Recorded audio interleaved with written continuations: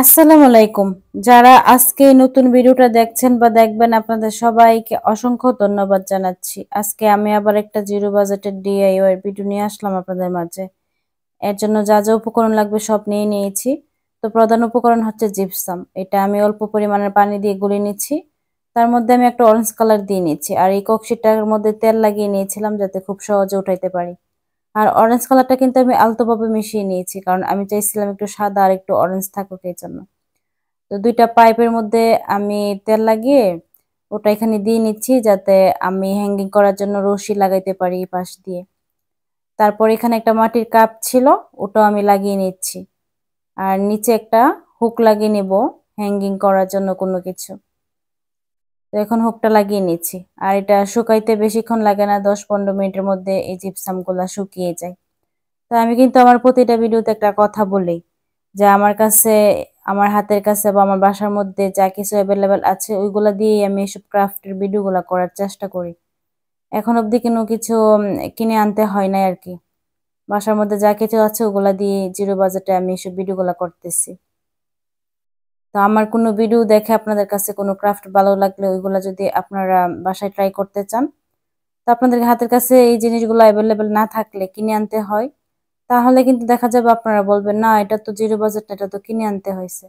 তো আমার কাছে কিন্তু আসলে জিরো বাজেট, কারণ আমি কোনো কিছু কিনে আনি নাই, বাসার কাছে এই যে বা বাসার মধ্যে যা কিছু আছে তা দিয়ে আমি করতেছি। তো আমি সবসময় আরেকটা কথা বলি যে আমি কোনো কাজ প্ল্যান করে শুরু করি না, কাজ করার মাঝখানে আমার আইডিয়া আসে। তো যেমন এই মাটির কাপটার মধ্যে আমি ভাবছিলাম কি কালার করে ডিজাইন করে নিব।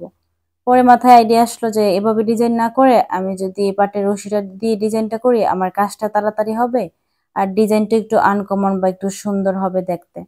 তো যেই ভাবনা সেই কাজ। আমি আসলে এই কাজটা সম্পন্ন করার পরে দেখছি যে না আসলেই এই পাটের রশিটা দিয়ে কাজটা করার কারণে অনেক বেশি সুন্দর লাগতেছে, কিন্তু কালার করলে একটু সুন্দর লাগতো না। আর এইসব কাজ করতে গেলে দেখা যায় কি সময় আর ধৈর্য নিয়ে করতে হয়, তাহলে কাজটা মানে ফিনিশিংটা সুন্দর আসে বা নতুন নতুন আইডিয়া আসে কাজ করার জন্য। যেমন আমি সময় আর ধৈর্য নিয়ে কাজগুলা করার পরে আমার মাথায় এই আইডিয়াগুলো আসে যে আমি আসলে কোন কাজটা করলে বা কোন কাজের মধ্যে কি অ্যাড করলে সুন্দর লাগবে। তো এটাই আর কি আমার কাছে অনেক বেশি ভালো লাগতেছে।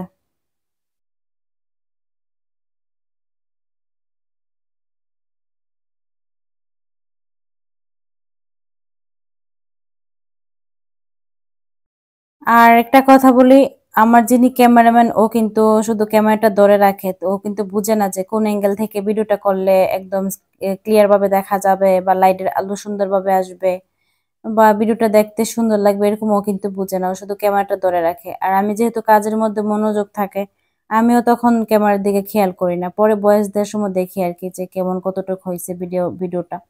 তবে যতটুকু সাহায্য করে ওর জন্য ধন্যবাদ, কারণ এতটুকু যদি ভিডিও করে না দিত তাহলে আপনাদের মাঝে কিভাবে শেয়ার করতাম, তাই না? তা আমি তো সুন্দর করে ডিজাইনটা করে নিয়েছি কাপড়ের মধ্যে। তো এখন কিন্তু ভালোই লাগতেছে। আর হ্যাঙ্গিং করার জন্য আমি এইভাবে পাটের রশি লাগিয়ে নিচ্ছি। আপনারা চাইলে রশিটা একবার মানে একটা রশি লাগাইতে পারেন, আমি দুইটা লাগাইছি যেহেতু আমি বড় একটা লোহাতে লাগাবো ওই জন্য। আপনারা যদি ছোট কোনো লোহাতে লাগান তাহলে একটা রশি দিলেই চলবে। আর এই যে অংশটুকু কেটে নিচ্ছি, তো এই অংশটুকু কিন্তু একটু মোটা হয়ে গেছে, তাই না?